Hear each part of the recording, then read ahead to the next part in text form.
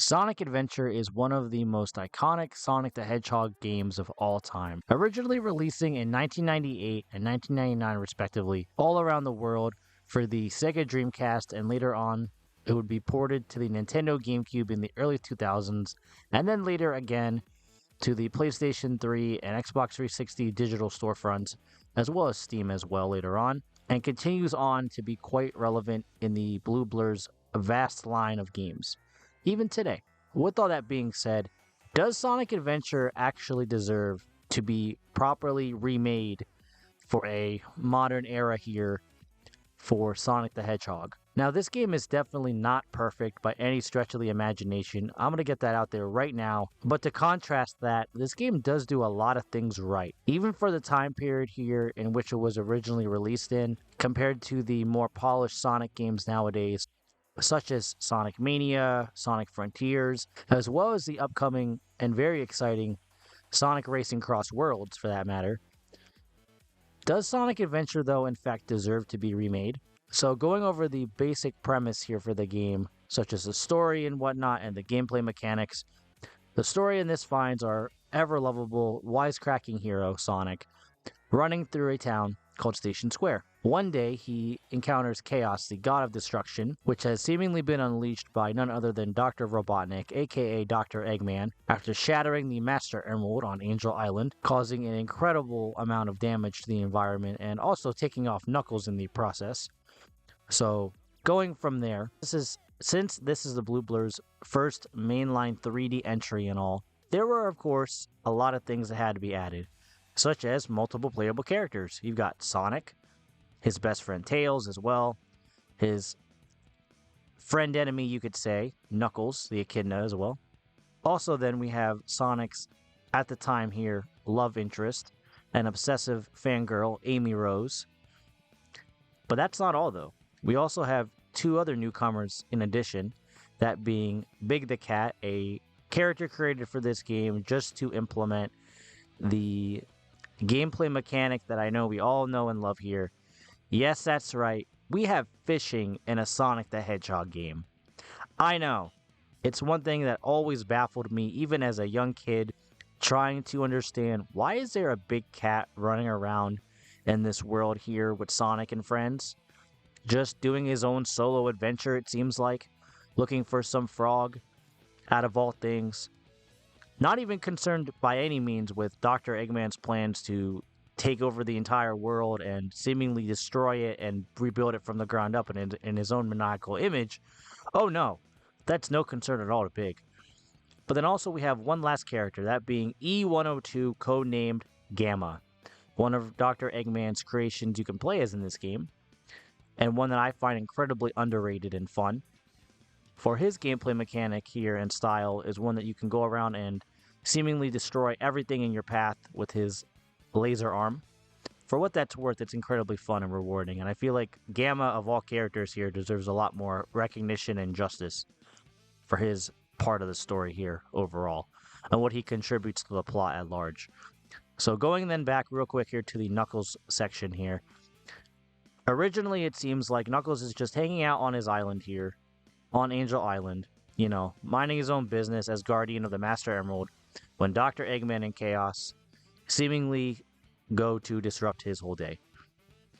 And then, being released from the Master Emerald here, Dr. Eggman sets up an incredible chain of events, and after witnessing the stone tablets that seemingly predict Sonic taking on Chaos in some incredibly monstrous form that we later find out is his final form, in fact, that being perfect chaos with the power of all 7 Chaos Emeralds at his disposal. Everything gets then set in full motion. So yes, Chaos in this game is an incredible, I feel at least, character here and boss. And we actually have the opportunity to fight him as not so much every playable character, but at least with Sonic, Tails, Knuckles, and actually Big the Cat. So no, we don't get to fight as him with Gamma or Amy. Unfortunately, I think that actually would have been really fun to have some form of chaos here battle against Amy and Gamma to some capacity, but That's just my 2 cents here. But the time that we do have with Sonic, Tails, Knuckles, and Big, of all characters here, is certainly memorable. As taking on Chaos in different forms, his appearance starts to shift and change and alter as he gains more power from the various Chaos Emeralds that he has fed to him here by Dr. Eggman over the course of the story's plot. And then going from there, our heroes have to try and, well, shut everything down with his plans and restore the world before complete and utter chaos gets unleashed here. And we reach a point of no return. I'm not going to really spoil anything too much in that regard for the handful of people who haven't played Sonic Adventure yet, despite its age. Yes, the gameplay in this is fully 3D. And they're also not so much an open world, but an open hub world of the like, that you can run around and explore in here, talk to various non-playable characters that may help us out with giving out expositional dialogue and various hints about where to go and what to do, and just the sort of atmosphere that's here in Station Square, as well as the Mystic Ruins, and the third area that we're able to run around and fully explore to some extent, that being Dr. Eggman's Flying Fortress, his brilliant creation, the Egg Carrier, which, yes, as it sounds, is really cool, and it also transforms for a couple times during the part of the story later on. So those are our 3 main areas here that we'll be covering throughout the course of the game. And then going from there, we of course have the different playable characters, all with their own unique gameplay styles and gimmicks that will accommodate them, and running around trying to complete different objectives for each character and the like. So of course then for Sonic, it's simply getting to the end of the level and reaching the animal capsule and saving all the furry woodland creatures and whatnot. Tails then has you tasked with racing against Sonic to try and beat him there to the capsule. For Knuckles then, we have to retrieve the shards of the Master Emerald, which is pretty self-explanatory, all in all. Now then, moving on to Amy. Amy is where things get a little bit different. So you would think that Amy, of all characters here, would be pretty cut and dry.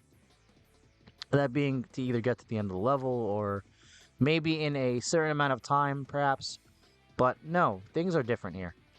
For Amy's gameplay, what we have to do is go through and get to the end of the level, but also evade the infamous robot that's chasing her. And that robot's name is Zero. And it's a good thing, though, that this robot does not have any kind of voice lines or dialogue, because I can tell just by his mannerisms here and the way he's programmed, this would be one absolutely infuriating character if it was able to talk in any capacity whatsoever. So yes, Amy's whole thing here is simply getting to the end of the level while evading this robot here and trying to really just survive. That's really the name of the game here. And that's really all there is. I mean, she only gets a handful of levels to really run around in and explore. So take that for what it's worth. But I feel like Amy, of all characters here, deserve to have more playable levels here in this game over the course of its development cycle. Even more so than Gamma. Big only has also a handful. Not even. But Amy, I feel like, really deserved to have more. You know? But I get at the time, perhaps Sega and Sonic Team weren't fully confident in what to do with her character here in terms of playability. But it is nice, though, all in all, to have Amy be playable and join the rest of our heroes on their journey here to stopping and shutting down Dr. Eggman's latest scheme. And also Amy has, of course, with her to help her out in her journey, her trusty Pico Pico hammer, which is a godsend in this game and is absolutely vital for making sure that, well, Zero knows who's boss here, and that's Amy. Not Dr. Eggman. Oh no, it's Amy Rose. So I really would have liked, though, for Amy to be playable in more Sonic games, not just in multiplayer party-type games, but as an actual, you know, besides in Frontiers, which was nice. But, you know, I thought she was fun in Sonic Adventure 2's multiplayer mode. But then we had her come back in Sonic Heroes and also in, well, Sonic 06 and the like. and a few other games here and there occasionally over the years, but in a main 3D title, this would be, honestly, I feel incredibly fun to have just more variety when it comes to playable characters besides just Sonic, because it gets kind of, rudimentary and repetitive, if I'm being honest. I know Classic Sonic doesn't really count, in my opinion. I feel like Classic Sonic, of all things, is just really overdone at this point, but that's a whole other topic in and of itself. Back to the adventure, though. Should Sonic Adventure, though, with all this being said, get remade? In my humble opinion here, yes, it should get remade. I mean, its age doesn't exactly do it any sort of kindness here, if I'm being honest. It does do a lot of things right, such as the different playable characters, the storyline, the graphics even for the time, the sound effects. The music also is one of the best soundtracks, in my opinion, to ever have graced my ears ever since originally hearing it as a kid.